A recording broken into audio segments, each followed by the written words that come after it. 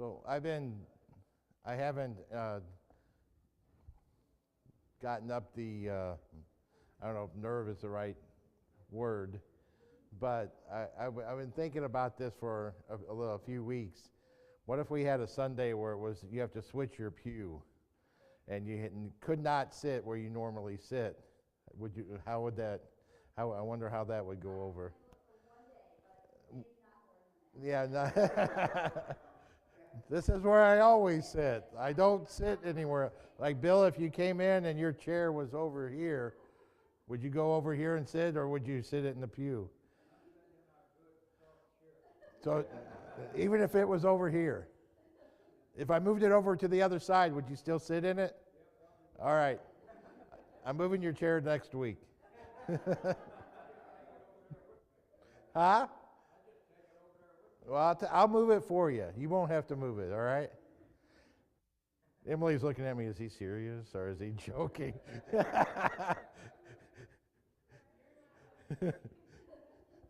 It took Emily a few, I don't know, maybe a couple of years before she realized half of what I say is not serious. So.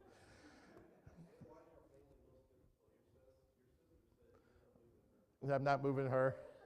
I would have to take the entire pew out for her to move, probably. Yeah. Really?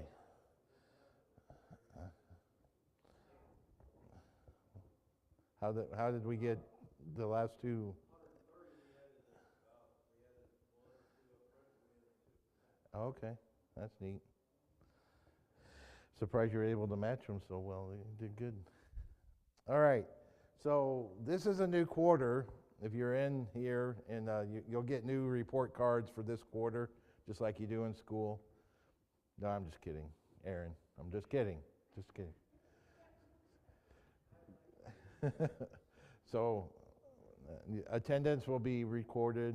No, I'm just kidding there too. All right, let's get serious.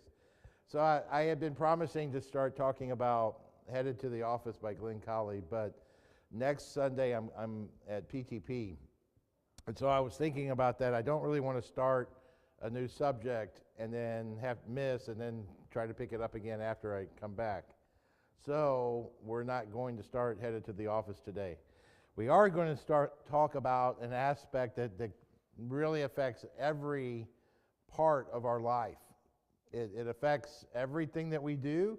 It affects every relationship that we have. It affects our work life. It affects our home life. It affects our relationships with our spouse. It affects our relationship with our siblings, and especially with our church family. So one of the keys to having a successful congregation, this particular topic is it. Would you like to know what it is, Diane? Well, that's good. The attitude is a big deal. Now I'm talking about, today we're going to talk about communication. A lot of problems happen when proper communication is not done. A lot of problems happen in every relationship that we have if we don't communicate well. And communication is a two-way street, right? And we all understand that. But really diving down into it and digging into it, digging deeper into communication is something that we don't normally do. And I'll be honest, this was something that I found the more I studied this, the more lacking I was and not understanding communication as well as I should. When I was in high school, actually like my freshman year, I took a class, I think it was called Speech Communication was the class. And I was like devastated as a freshman in high school because the first quarter my teacher said, you really lack in communication. And I'm like, well, what are you talking about? You know, I talk really well. And he wasn't talking about my conversation skill. He was talking about not me being able to talk and communicate my ideas and feelings, but really listening to someone else's. Put that passage up on the board if you would, Brian. James 1:19 is one that's we look at and we talk a lot about this as far as anger goes, but James is talking more about than anger here. He says, let every man be swift to hear. The New American Standard says quick to hear and slow to speak. You may have heard this. I heard this many, many years ago, and a really good friend of mine, he would say this often: God gave us 2 ears and 1 mouth. So we ought to listen twice as much as we talk. But let's be honest, a lot of us, and I'm including myself in this, we like to talk. We like to tell our things. We like to let people know about us. And I find if I want to know something about somebody, all I've got to do usually is ask one question. So tell me about yourself. Then just sit back and listen. And listen. Sometimes we get this idea that it's more about us than it is about other people. Communication isn't necessarily about us. It's about learning about other people. Does God communicate with us? Yes or no? He does, through His Word. So I ought to listen to God twice as much as, I certainly shouldn't ever try to tell God how to do things. I should never say, okay, God, this is the way it ought to be, and I'm going to do it this way, God, and, because I love you, you ought to be happy with it. And it doesn't work that way, does it? It doesn't work that way in the parent-child relationship either.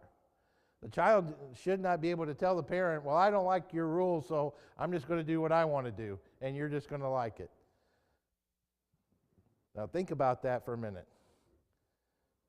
As a parent, you probably would not like it if your child told you that.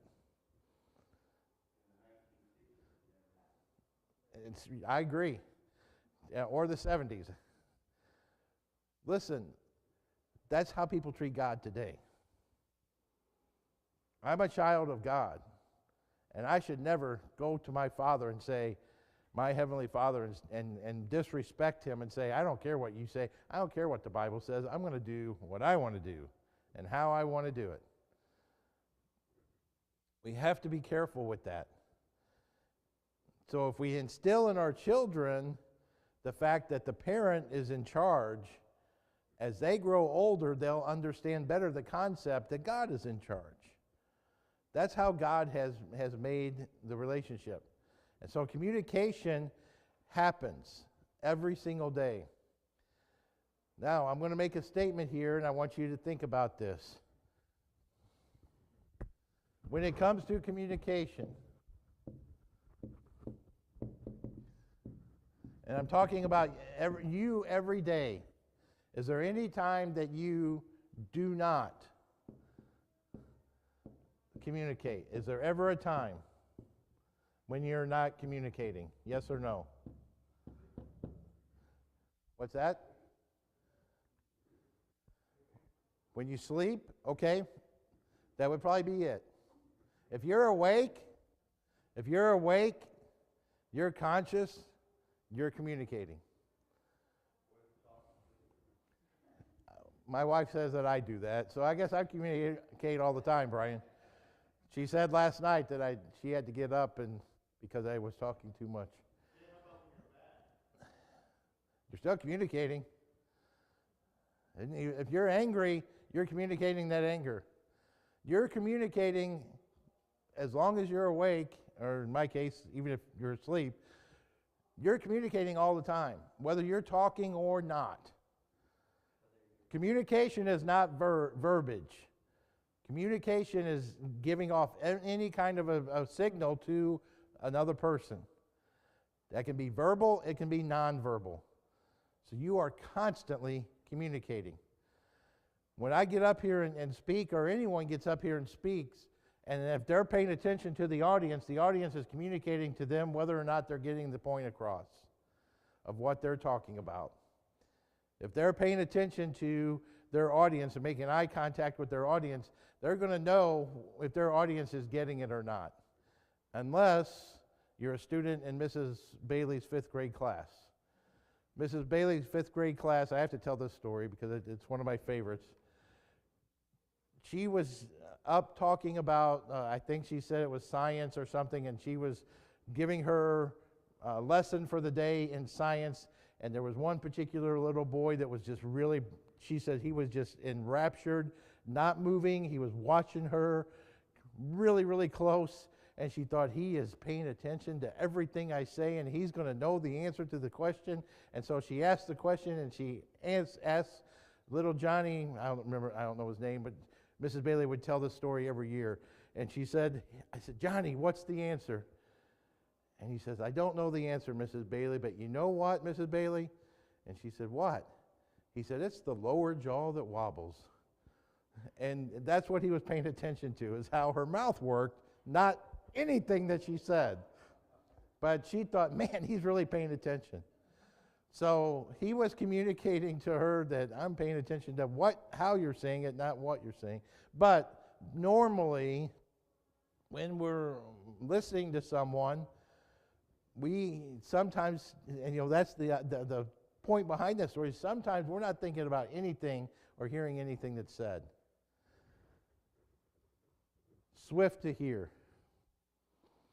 There's a phrase that I came across many years ago, and I may have already used it here. I've been here a little over 6 months now, so I probably have used this, but we should learn to listen, but we should also listen to learn.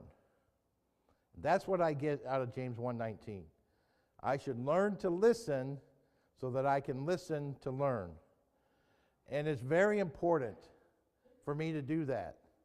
I need to listen to God, but I need to learn how to listen to God. I need to learn how to listen to other people so that I can help them in whatever is going on in their life. I can't help someone unless I'm willing to listen and really learn about that person. If I want to get close to somebody or I desire a close relationship with someone, I'm going to listen to them. What they say is going to be important to me. So if I want to get closer to God, I need to treat him like I want to get close to him. If before I was married to Jill, I wanted to get to know Jill very much. I wanted to get to know her. And so she and I would spend hours talking about nothing, and it was what my parents would say. But we thought it was important because we were getting to know each other. We did not know each other. And so we had to get to know each other. It's the same way with every close relationship that you have. It doesn't matter who it is or what that relationship is. Sometimes we have relationships that are on equal standing, an adult to an adult. But then we have other relationships where it's not equal standing. Our relationship with God is not equal standing. God is greater and I'm lesser. Always, always, always. And if I start thinking that I can move to the level of God, then I'm putting myself on his level, even though I can never really achieve that. In my mind, if I try to do that, then I'm going to go away from God. But if I understand the relationship, that he's greater and I'm lesser, then I'm going to have a good relationship with God. My boss, in some ways, if I have a boss at my job, then I have to understand that they have the authority, and I'm in that case, although I might have a voice, I might be able to express my opinion, ultimately it's the boss's decision. In a congregation, God is always the most important. The Lord, Jesus, is the king of the church. Always the most important. But he has placed elders, and elders should be, in my opinion, the best communicators in the congregation. They should be willing to listen and understand what is needed to help the congregation, to help the flock. To oversee the flock is not to dictate and be a tyrant to the flock. That's not what an elder is. An elder is someone who shepherds. They care for them more than they care for themselves. And as Christians, we should want to care for other Christians more than ourselves. Yes, we have to take care of ourselves. We have to work out our own salvation, absolutely. But I should care about my brothers and sisters even more than I care about myself. Love your neighbor as yourself, Jesus taught. Matthew 22, about verse 38, 39. So it's interesting about that aspect. So some practical things I wanted to talk about as far as communication goes. And this is something that I've taught for many years whenever I was in prison ministry. As you can imagine, those in prison had a lack of communication skills. It was all about them. It was all about what they could do to, in their mind, move themselves forward. So they had a lot of relearning to do. We do not come out of the womb learning to communicate. Now we communicate, or verbally communicate. We have to learn that skill. We have to learn how to listen. All of those things are learned skills. Communication is not necessarily natural, even though we can do it without being taught how to do it. We're not going to get good at it until we learn how to communicate. And that's, sometimes we look at that and we think, well, no, I know how to talk. I know how to carry on a conversation. And I get that. I understand that. But improving my communication skills is something I should want to do as a Christian. And certainly, if I want to be a leader in the church and help the church move forward, I should want to improve my communication skills in all my relationships. So, first of all, let's just look at some reasons why we communicate. Why do we even want to communicate? What would be a reason to communicate anything? Because what? Yeah, you have to order a burger. That falls under the fact that I have to transmit information. I have to make something known. So I have to transmit information. Why we communicate? What would be another one? If I said to you, Bill, if I said to you, what happened yesterday? How would I find out what happened in your life yesterday? Yeah, you'd have to tell me. So another thing why we communicate is we share our life. We share our experiences with others. This is very, very important that we do that in order, again, to draw closer to other people, to learn about them. What is it that makes Bill, tick? What is it that's important to Bill? If he's telling me about his experiences and I talk to him over a length of time, I'm going to see a pattern of things that Bill enjoys. And I'm going to come to know Bill because I hear of the things that he does, and so I get close to him. If an elder wants to get close to the flock, they have to communicate with them. They have to learn who they are. If you want to get close to other Christians in the congregation, you have to do the same thing. This isn't just for elders, it's for all people. If I want to know people, I've got to talk to them. I've got to share with them. So if I'm transmitting information, I'm sharing experiences, that leads me to number 3, which is establishing a closeness or an intimacy. I like the word closeness better because sometimes when we think of intimacy, we think of something that is different. But also, not only closeness, but solidarity. A unity starts happening because we find out we're not that different. We find out that as people, we share a lot of the common things. And even though it may not be exactly how you experience something, I can relate to it because I experienced something similar. And I might share my experience with you after you've shared yours with me. So now we start understanding that, hey, people are people. And I find that all over the world. The people in India, completely different culture. They have some different practices than we do as Americans, absolutely. But at the core of their being, they are a person. They're just a human being. And some of the same things that I experience in my relationships, they experience in their relationships. That's why God's message is so universal. God understands us as a race, as a human being. All right, and then number 4, here's one that we may not necessarily be negative, but we may look at it as negative. We communicate, and I don't like this word, but it's the one that really understands, is to manipulate. Maybe a better word, and I think I made a note here.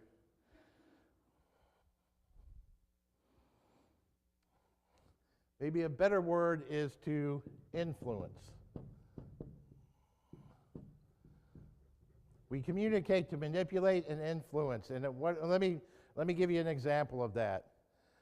So when a child is young and the parent needs to communicate to them that the behavior is not acceptable in something they're doing, and they want to show them the behavior that they need to do, in effect, you're manipulating that child to do what is right.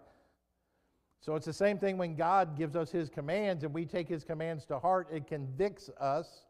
In other words, it touches us, it pricks our heart, and we say, this is what it pleases God, and this behavior over here doesn't please God. Which do I want to do? So God communicates to us how to live. And He wants to influence us for good. He wants to influence us to do right. And so when we communicate, that's another thing that we are trying to do. Yes?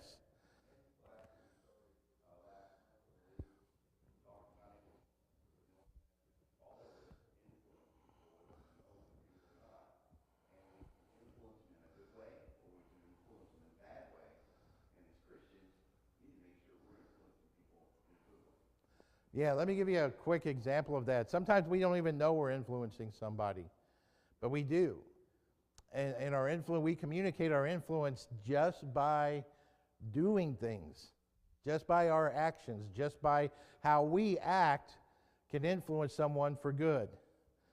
And so let me give you a quick example of that. Years ago, I'm talking, 15, 16 years ago, I was a counselor at the youth camp that we used to go to. And the director for that week made a rule that whenever a male came into the cafeteria, which was doubled as our auditorium, he said, I want men to remove their hats when they walk in the cafeteria. He said, you walk inside, and his, it wasn't that it was biblical, it was his thinking was, Tom Landry did this, and he respected Tom Landry. And that was his reasoning for it. He said that when Tom Landry played inside a dome, his hat was off. Why? Because his mom taught him when you enter a building, you take your hat off. And so he wanted them to do that. And so he made it a rule. And if they didn't take their hat off when they came in, then there were consequences. Well, let me just show you how influence happens. There was a teenage boy walking in the building. And as soon as he walked in the building, he took his hat off. And right behind him was a young camper, probably 6 or 7 years old. He saw the teenager take his hat off, and then he took his hat off. Was it because the 6 or 7-year-old remembered the rule? Probably not. But he was influenced by the teenager remembering the rule and following it. Sometimes we just need to be the example, and we'll influence people for good. That's a form of communication, and we don't think of it that way necessarily. But that's what it is. We communicate to help others, and when we are manipulating or influencing, that can also relate to someone's emotions. A child learns how to respond to emotion by how their parents respond to emotion. And the more that the parent is able to respond correctly and well, their children are going to grow up learning that behavior. Are they always going to be perfect at it? No, because the parents are not always perfect at it. But they can certainly learn from that. Somebody had something over here? Yes.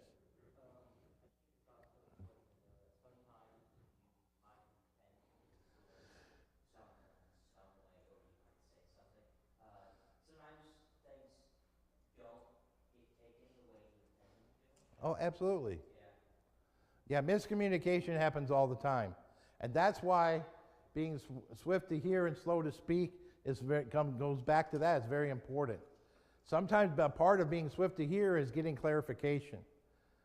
Okay, this is what I heard you say. I think this is what you meant. Is that right? Doesn't take that much longer in the conversation. Instead of assuming what they're trying to mean. Okay, this is probably one of the most difficult things in relationships. The closer you get to someone, the more you think you know what they're thinking, the more what they're going to say, based on past experience, instead of clarifying, instead of being a reciprocal listener. And a reciprocal listener says, this is what I heard, and you repeat back to them in your own words what it is they said. You paraphrase what they said or summarize what they said and then say, did I get that right? Is that how you're feeling, or is that what you're trying to express to me? We don't do that, honestly.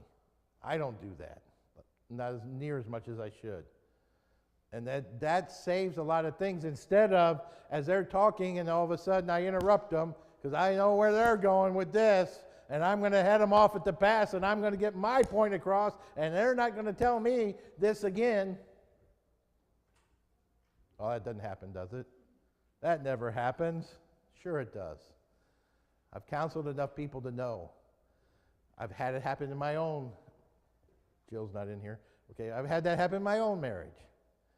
I shouldn't be that way. I should know better. Counselor, counsel yourself. All of us need to improve in communication. Being swift to hear means I wait for them to finish their whole thought. And even though I don't know when they're going to stop, I wait for them to finish, and then I say, okay, this is what I'm hearing you say. Did I get it right? Instead of waiting for them to take a breath so I can get my point across, I need to make sure I'm clear on what it is they're talking about. Can you see how important this would be as a Christian to Christian, as an elder to the flock? Well, it's important in all our relationships. If I'm not understanding what my boss wants me to do, I'm going to go do what I think he wants me to do, and then it may not be anything what he wants me to do. And so I have to clarify with him or her. And if I want to get close and have a close relationship with my spouse, I need to understand my spouse. If I want a correct relationship with my children, they need to understand where I'm coming from. And so I need them to know what it is I'm saying. And maybe with the child, because of that is, I'm the parent, they're the child, I need to ask them, what did you hear me say? What is it that I want you to do? And when they come to me, I need to make sure I understand. Listen, if you don't listen to your children when they're this little, they're not going to come to you when they're this big. They're not going to talk to you. They're not going to disclose things to you. But if you listen to them and they know that they're important enough for you to listen to, then they'll come to you no matter what age they are. All right. Two other things. We communicate, and this is something that we need to be better at. To express your needs. Needs, not wants, not just desires. There are things that we are needful for us in our life and in our relationships. God knows what I need, so I just need to listen to God in that relationship. I need to look at what does God want for me to do, because He knows what I need more than I do. But in our other relationships, the last time I checked, Ronnie, I am not very good at reading people's minds. Man, I wish I could. Man, I think I can sometimes, but I can't. So I don't know what those needs are. Now, I might learn over time certain things especially with my spouse, having been married as long as I have now. I might understand certain things that I know she needs, but I'm not going to understand daily needs because I'm not sure what's going on in her mind for that day. I don't know what her focus may or may not be that day. I know what mine is, and sometimes I get wrapped up in my own focus and I'm not helping her with her needs. And that's not good. I'm not proud of that, and I don't admit that to make you think, oh, well, that's good for you, Dan. No, that's not good for me at all. And yes, I have to get certain things done. I have certain responsibilities, absolutely. But so does she. And if I can help her in those needs, and she ought to be doing the same thing for me, by the way. It's not all about the husband doing it for the wife. The wife ought to recognize that her husband has needs also, and what are those needs? Don't assume that you know what they are. Don't assume that you know exactly what your husband needs that day. Or husbands, don't assume you know what your wife needs that day. Find out. Let her know, hey, this is what I need today. This is where I'm at. Yes, Donald.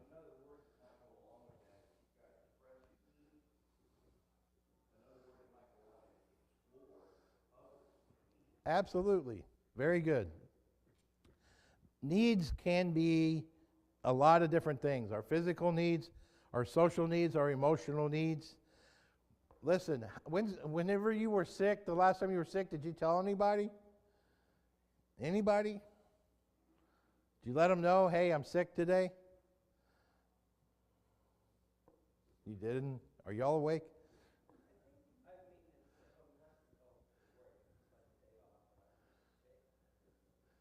You would have to express that to somebody, wouldn't you? Maybe. By what?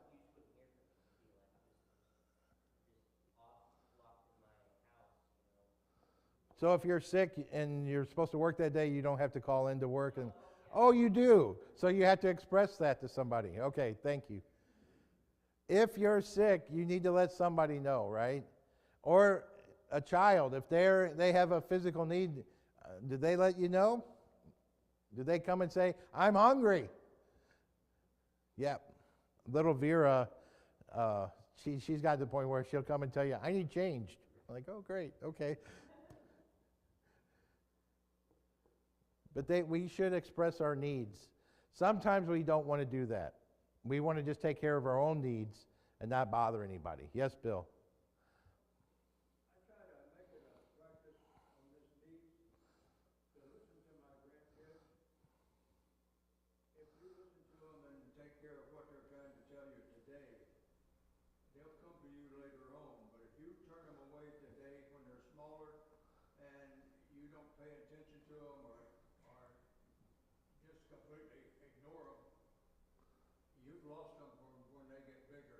Yes, sir. Yeah, a good friend of mine, people would come to him when they would be having problems with their teenagers. Say, how do I get this teenager? He said, you needed to start when they were here. That's how you raise a teenager. Start when they're a baby. So yeah, absolutely. We have to allow our children to express themselves. We need to express ourselves. That's why I'm convinced that God gave us prayer so we can express our needs to Him. Yes, God knows everything. Yes, He knows what I need. But He gives me an avenue of prayer so that I can verbalize my needs, my wants, and my desires to Him. I can also express to Him my gratitude and my thanksgiving and my just overall dedication to Him, my devotion to Him. But I am convinced that God gave us prayer for us. Yes.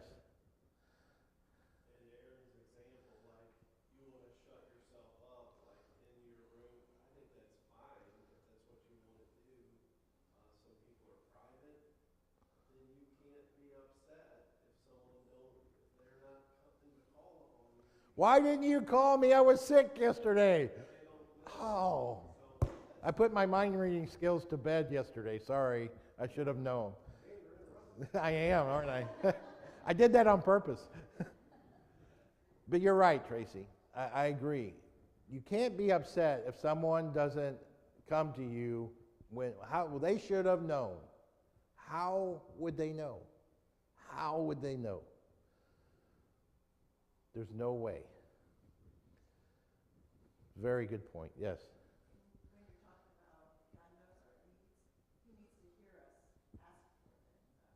We know our children's needs, but sometimes we want them to ask us for what they want or need.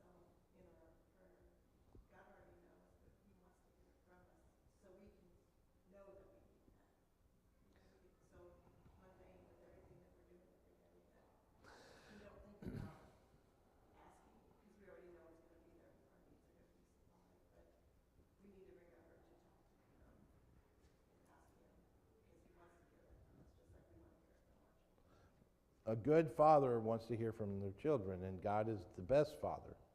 So He wants to hear from His children.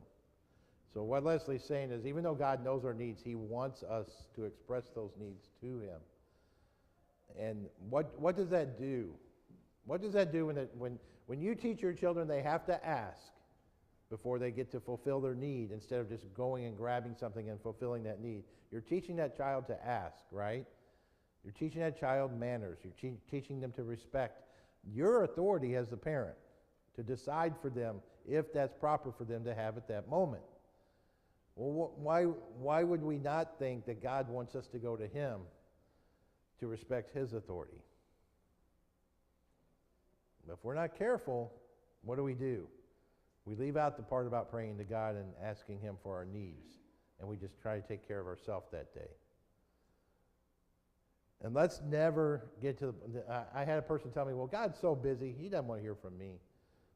No, it's not. That has never been said by any inspired writer, that God is too busy for any of His children. He's not. All right, all very good points. And I apologize for interrupting you, Tracy. All right. So this one kind of goes along with manipulation, but it's different in a way, because sometimes we express directly, and God does this for us in our relationship with God. We express or communicate to get somebody to do something, or express to them not to do something. Now, you could probably list other things of why we communicate, or exactly, there's many reasons that we could put on here, but these are 6. Well, actually, I have a couple of more that I wrote down. All right. So we communicate to others that I need you to do something, or I need you not to do something. Now, we do that with our children, and we understand that. Our boss, as a boss, you're going to do that with employees. As sometimes friend to friend, we need them to do something. Or there's something they did that upset us or hurt our feelings, and we ask them, please don't do that. Don't do that again. So certainly a reason that we would communicate. All right, here's one that I thought was really interesting.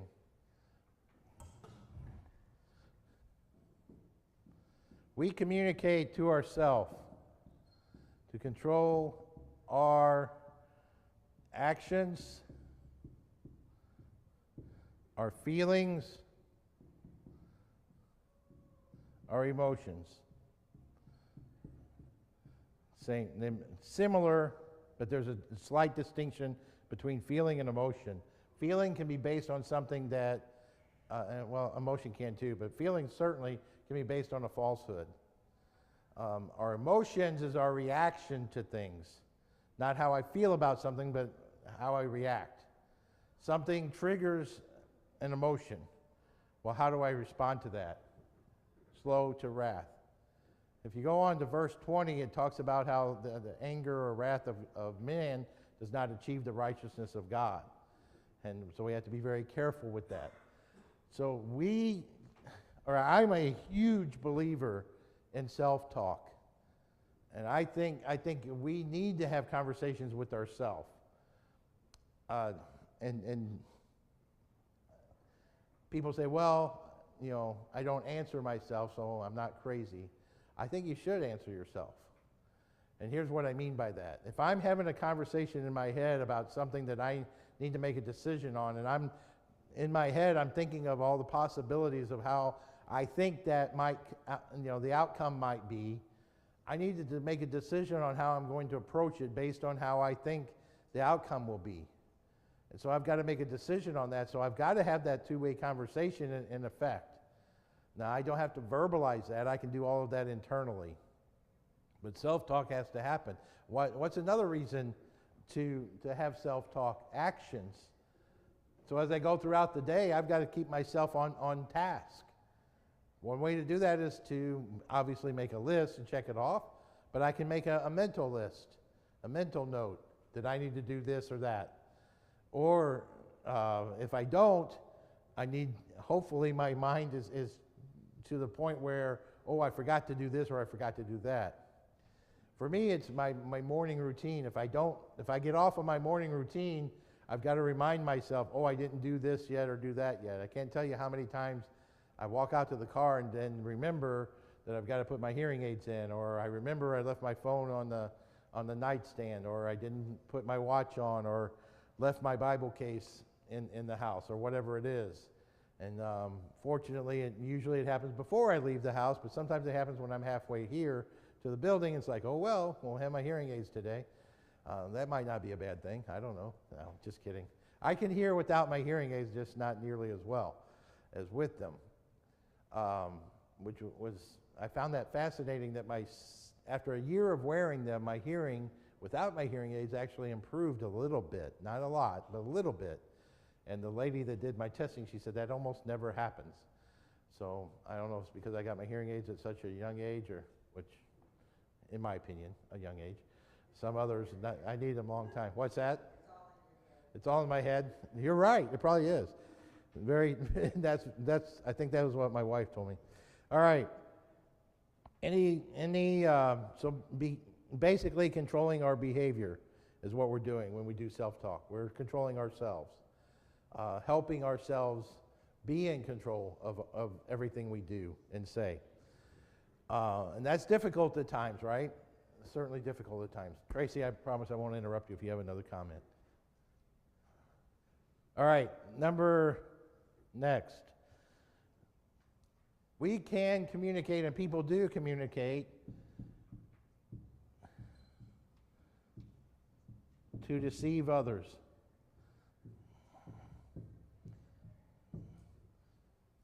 To deceive others. Is there ever a good time to lie? Is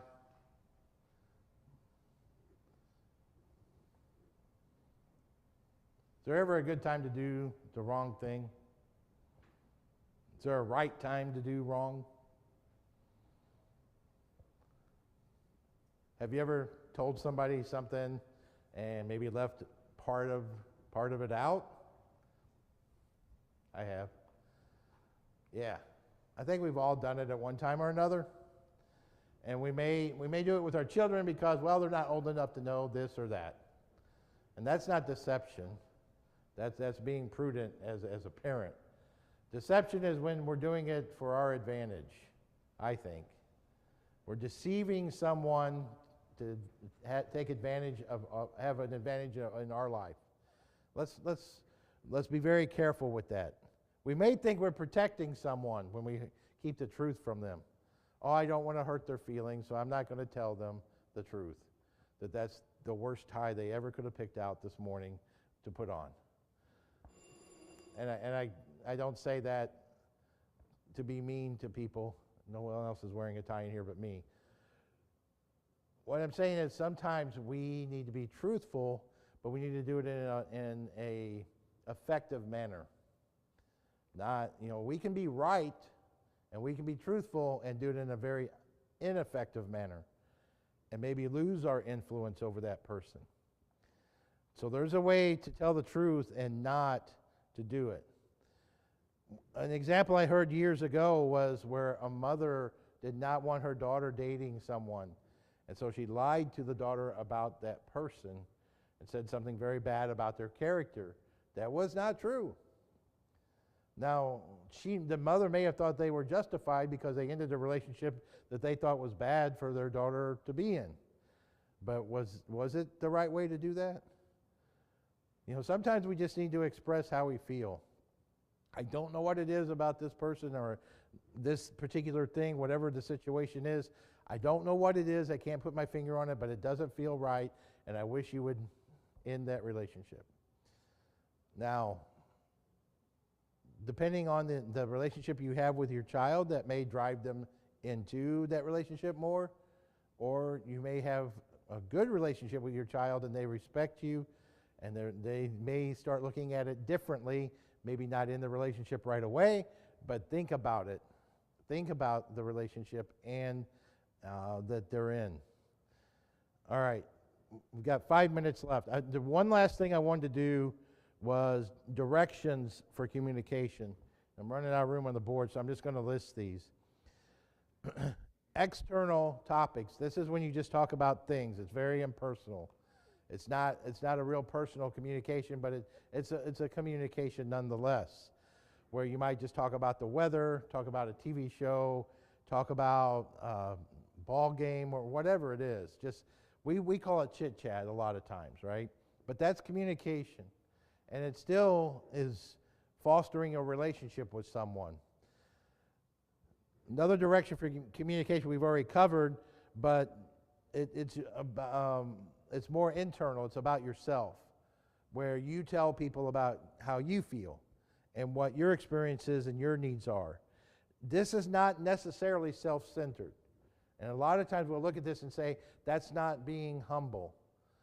But if you do not express your needs, if you're not, the right word is being assertive, which is not aggressive, and the two get mixed up all the time. Assertive just means I'm being honest about how I feel. If you never express your needs, you're going to build up bitterness toward that person, and they don't even know why, because you've never expressed what you need out of the relationship. But if you express it in a calm, rational way, say, listen, this is what I need out of the relationship from you. That's just being assertive. That's letting your needs be known. And you should want the same from the other person. I would like for you to be honest with me about what you need from the relationship. So this can be with anyone in your life when you're doing it, but then you can narrow it down, and this is with the person that you spend the most time with. And I've heard it called your partner in the communication. So it can be a child, it can be another adult that you just have a communication with, it can be your employer, it could be your employee, it could be, and it could be your spouse, your partner in life. All right, and then one last direction is relationship messages. And this is for maybe a group of people that are in your life. Maybe your family, maybe your fellow co-workers. Putting this in relationship to eldership, the eldership needs to communicate to the congregation. And they need to have a means of communication to the congregation. And it's about the relationship that the elders have shepherding the flock. And the flock, the congregation should feel comfortable coming to the elders and expressing their needs as a congregation. So this is more of a personal nature in this. This is where you deal with maintaining the relationship and keeping the relationship strong and growing. This is not just about communicating, but communicating with a purpose to keep the relationship strong. So you're talking about yourselves as a unit, whether that's husband and wife, a family, a work group, or a congregation. All right, our time is up. Thank you all for all your comments today.